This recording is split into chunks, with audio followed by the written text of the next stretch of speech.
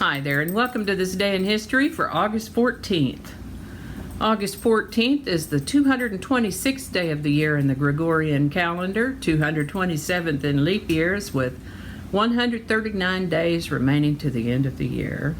Today's word is magnum opus. Magnum opus comes to us from Latin and refers to the most important work of an artist, writer, etc. It literally means great work. I'd like to take a moment to mention that links to my research are included in the show notes. I ask you to go ahead and click that like button. Consider subscribing if you haven't already. Feel free to share this video with others. And as you listen along, feel free to share your comments with me down in the comments section. Let me know what you think. And with that, we're going to start on August 14th in the year 1040, when King Duncan I was killed in battle against his cousin and rival Macbeth. Macbeth then succeeded Duncan as the King of Scotland. And here you thought Macbeth was a fictional character.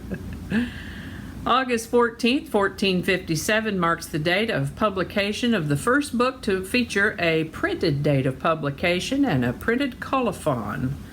Colophon sounds like a good word for word of the day. That book was a book of Psalms entitled Man's Psalter, which was also the second major book printed with movable type in the West, the first being the Gutenberg Bible. This is the birthday of Italian mathematician and physicist Giambattista Benedetti, born August 14, 1530. He was interested in physics, mechanics, the construction of sundials, the science of music.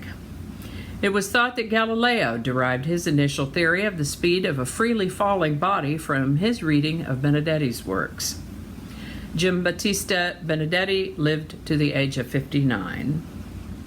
August 14, 1592 marks the date of the first sighting of the Falkland Islands. The Oregon Territory was organized by an act of Congress August 14, 1848. This is the birthday of American dentist and gambler Doc Holliday, born August 14, 1851.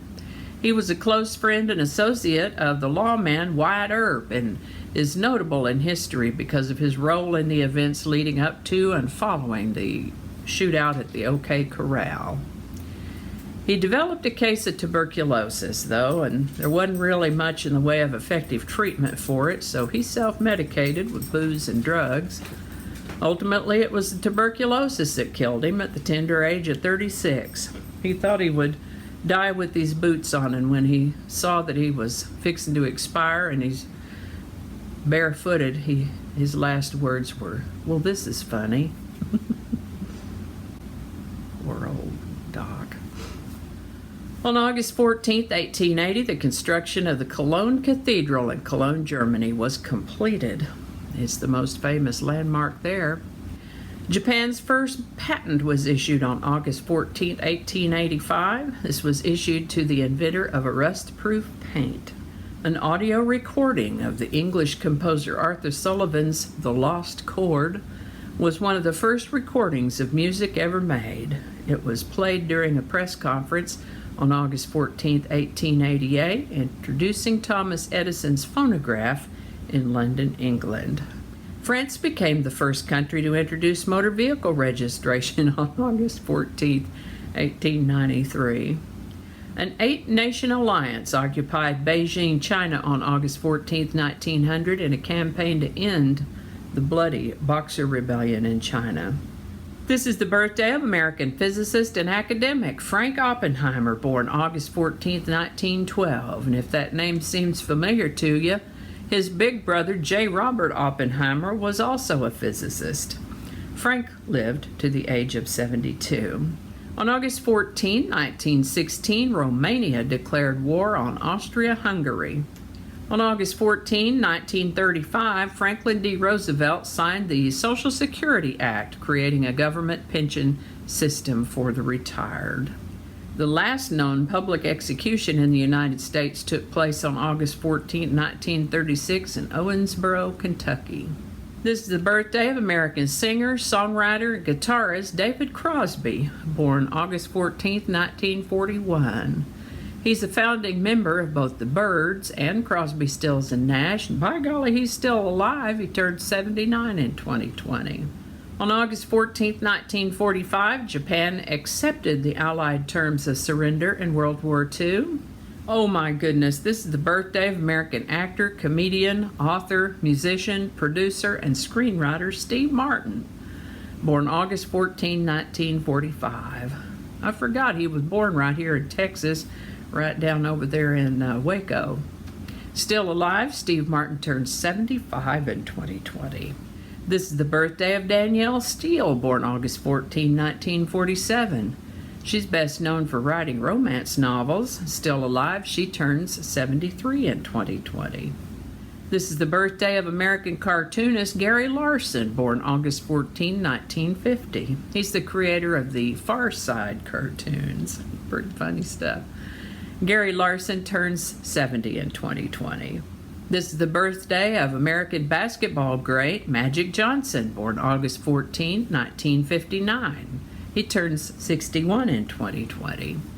Also the birthday of American model, actress, and producer Halle Berry, born August 14, 1966. She turns 54 in 2020. On August 14, 1982, a man named Bill Neal paddled across the English Channel in a steel bathtub. Took him 13 and a half hours. You can't make this stuff up, folks. In a bathtub. A wide-scale power blackout affected the Northeast United States and Canada on August 14, 2003, and I remember that. I was working at the National Baseball Hall of Fame and Museum in Cooperstown, New York at the time, and had actually gone home for lunch. What an exciting few days that was, trying to figure out what happened and get the power back on. Mercy. It was the world's second most widespread blackout in history at that time. Anyway, I think that's going to do it for us today. I hope you learned something you didn't know before. I know I sure did. I always do. Thanks for watching. Give it a like if you enjoyed this video. Consider subscribing if you haven't already.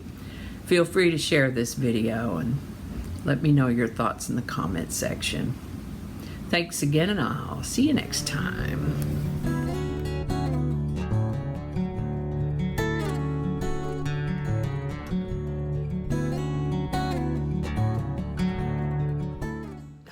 I think I already read this one.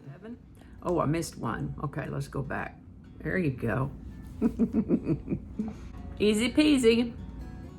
Oh, I need to find my watch. Okay, I'll do that in a minute. All right, find your spot here. There you go. Words just flying by till it blows my hair back. I might leave that part out. This is what happens when you don't clean up your script. I don't know how all that's going to go together, or if it's even going to make it to the video. We'll just see. That's not going to go. Yeah, we're going to cut those out. That'll all be laying on the cutting room floor. So I'll just do that whole thing over. That might not make it into the video. We'll see. Changing it up.